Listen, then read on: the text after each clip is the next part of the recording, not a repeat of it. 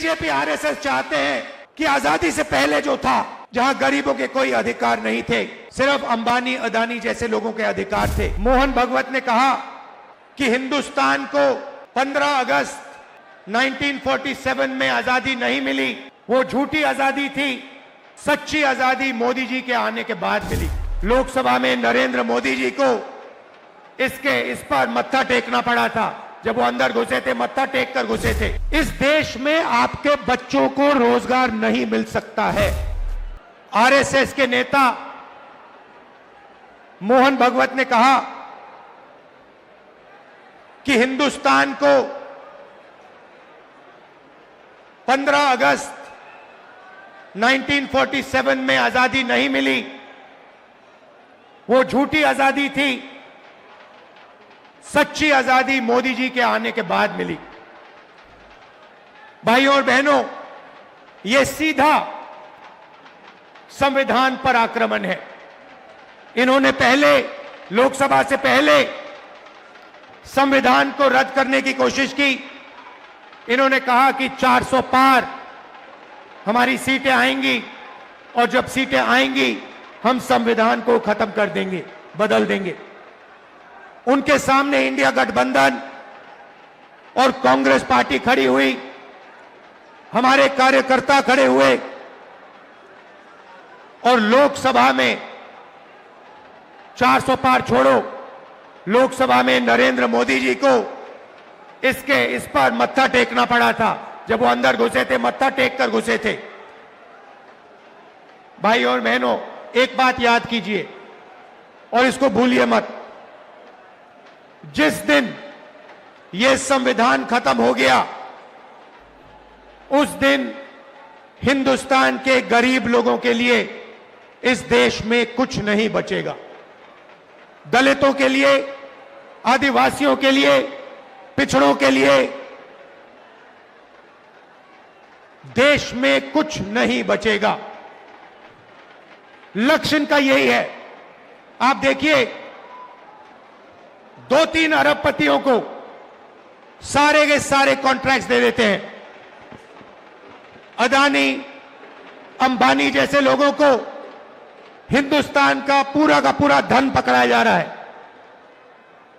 इस संविधान में कहां लिखा है कि हिंदुस्तान का धन अदानी के हवाले कर देना चाहिए? मुझे दिखाओ कहां लिखा है इस संविधान में। संविधान में लिखा है हिंदुस्तान के सारे नागरिक एक समान है। संविधान में लिखा है कि हर हिंदुस्तानी को सपना देखने का, भविष्य बनाने का मौका होना चाहिए। आज 50 साल से सबसे ज्यादा बेरोजगारी आज हिंदुस्तान में है। अरबपति हजारों करोड़ रुपए बच्चों की शादी में खर्च कर देते हैं। कोई 10 करोड़ की घड़ी पहनता है, कोई 15 करोड़ की घड़ी पहनता है। मगर अगर आप अपने बच्चों की शादी करवाना चाहते हो तो आपको कर्जा लेना पड़ता है।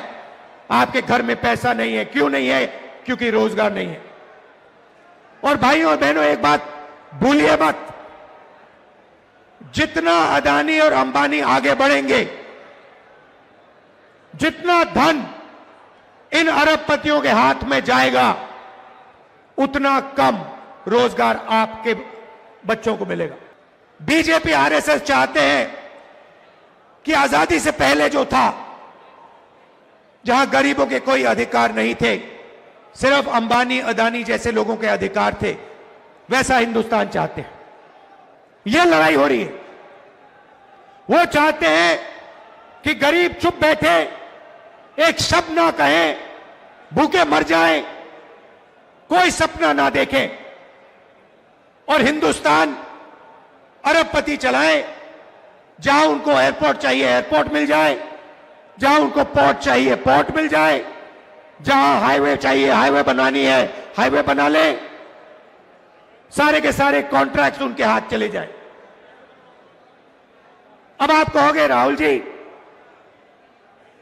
आपने बता दिया कि लड़ाई संविधान और आरएसएस और बीजेपी के बीच में है। आपने हमें बता दिया कि हमारे अधिकार छीने जा रहे हैं। आपने हमें बता दिया कि गरीबों को कुचला जा रहा है, पिछड़ों को, दलितों को, आदिवासियों को दबाया जा रहा है। तो आगे का रास्ता क्या है? आपके दिल में यह सवाल होगा कि आगे का रास्ता क्या है। मैं आपको बताना चाहता हूं। सबसे पहले आप एक चीज नोट कीजिए, प्राइवेटाइजेशन होता है। आपके अस्पताल, सरकारी अस्पताल प्राइवेट हाथों में जाते हैं। आपके बच्चे प्राइवेट कॉलेज और यूनिवर्सिटी में जाते हैं। जब आप बीमार होते हो, आप प्राइवेट अस्पतालों में जाते हो। सबसे पहले आप एक अपने आप से सवाल पूछिए, यह जो प्राइवेटाइजेशन हो रहा है, यह जो शिक्षा का सिस्टम प्राइवेटाइज हो रहा है, स्वास्थ्य का सिस्टम प्राइवेटाइज हो रहा है, इस प्राइवेट सिस्टम के मालिक कौन है? यह सवाल पूछिए। आप लोग बच्चों की शिक्षा के लिए लाखों रुपए देते हो। क्यों देते हो?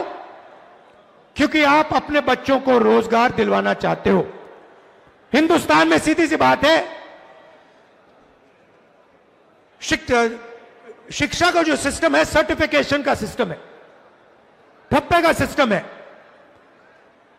आपको सर्टिफिकेशन चाहिए कि मेरे बच्चे ने यूनिवर्सिटी डिग्री कर दी, कॉलेज की डिग्री कर दी, और आप सोचते हो, करोड़ों लोग सोचते हैं, करोड़ों युवा सोचते हैं कि इस सर्टिफिकेशन के साथ आप अपनी जिंदगी बना पाओगे। सोचते हैं कि लाखों रुपए देने के बाद, अरबपतियों को लाखों रुपए देने के बाद, मेहनत करने के बाद हमारे बच्चों को सर्टिफिकेशन मिल जाएगा और उनको रोजगार मिल जाएगा। भाई और बहनों, यह सरासर झूठ है। इस देश में आपके बच्चों को रोजगार नहीं मिल सकता है, चाहे वो कुछ भी कर ले। क्षमता हो, ऊर्जा हो, सपना हो, इस देश के युवाओं को रोजगार नहीं मिल सकता है।